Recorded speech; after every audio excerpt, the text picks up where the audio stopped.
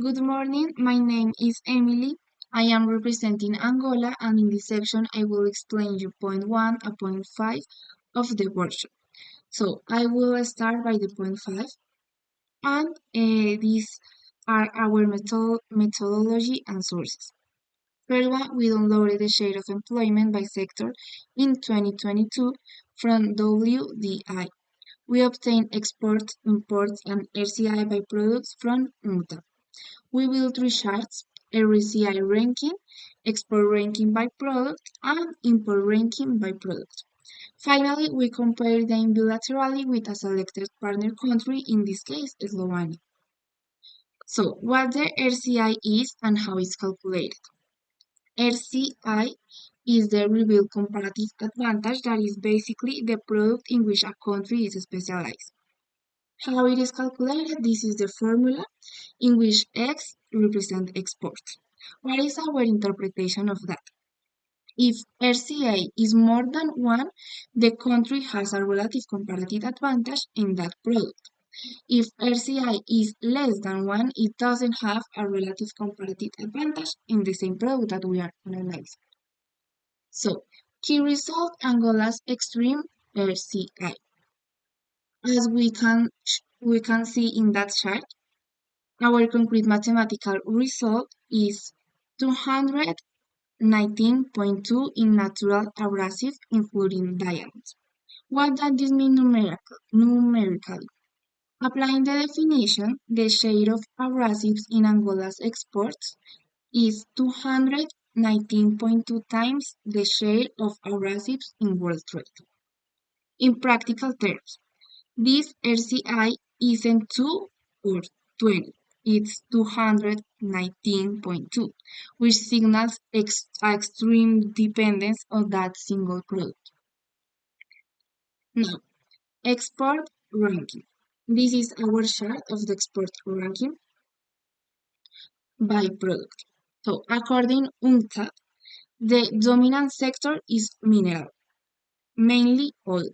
Numerically, its absolutely share outweighs all others, could make up the largest part of total exports, while the rest of the products have relative marginal weight. This explains the extreme RCI in abrasives and the low export diversification note in the workshop.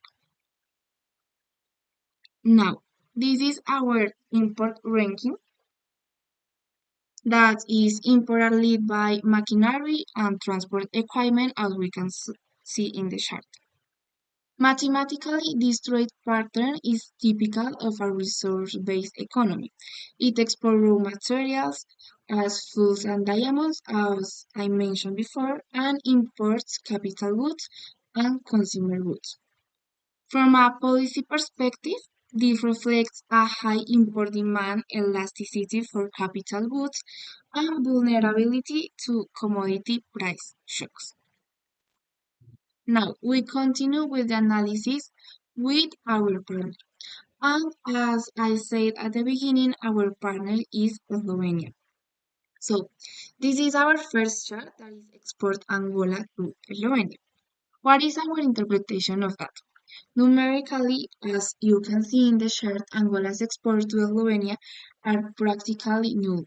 Only 1 in the food and live animals category and 0 in the other categories. So this indicates almost no presence of Angola in the Slovenian market for this bilateral pair. Angola doesn't export manufactured products, machinery, or non-edible raw materials in any appreciable volume. Now, this is our share of imports again with Slovenia. So, in this chart, we can appreciate that there are like a different percentage in comparison with the past chart. So, this shows that Angola buys mainly consumer and processed goods and chemicals from Slovenia. Machinery imports are so low. And, well, we can see in this chart that food and live animal manufactured articles represent almost the half of the percentage as imports composition. Now, in terms of bilateral trade partner synthesis, we can observe a highly asymmetric exchange. Angola buys a lot from Slovenia and sells almost nothing to it. This suggests us two things. First, lack of exportable supply from Angola, aimed specifically at the Slovenian market. And second, Angola imports manufactured goods that it doesn't produce locally. Or maybe they are selling that to other parties. Now, in the point D of our workshop, we had to analyze the percentage share of each productive sector in total employment. This is our chart of that, and our interpretation is that more than half of the labor force that you can see that is the 56.3% works in agriculture. The rest is in industry. This labor structure partly explains the observed trade pattern. High agricultural share plus low industrial share. This means limited domestic capacity to produce complex manufactured or processed goods. Although agriculture employs many people, it doesn't necessarily translate into export to Slovenia. So, a possible reason is like the same conclusion that we say, that is that maybe Angola export a lot of that to other partners or is directed to the domestic market. Now, as our conclusions, there are highly deficit bilateral balance, a lot as we said with Slovenia, and there are a concentrated import structure in food and manufacturers that together account for 72% of total imports from Slovenia. And there is a occupational structure that is 56.3% employment in agriculture. So, what is the economic interpretation that will link a little to Krugman theory? Is that according to Krugman's theories and comparative advantage, trade brings benefit if each country specializes. But excessive specialization without diversification, as we saw in the last two charts, generates vulnerability.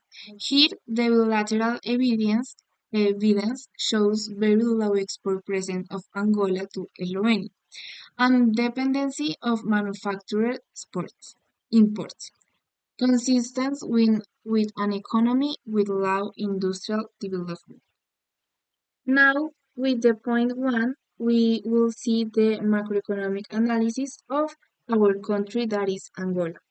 So, since 20,000, Angola's oil-dependent economy has experienced a rapid growth during boom years and sharp declines during periods of low crude prices. The initial hyperinflation, exceeding 300%, was brought under control, but unemployment remained high and public finance volatile. Modest institutional reforms were implemented, yet raw crisis and recovery have closely followed the oil cycle. Despite infrastructure investment during oil booms, diversification remains limited and poverty reduction slow.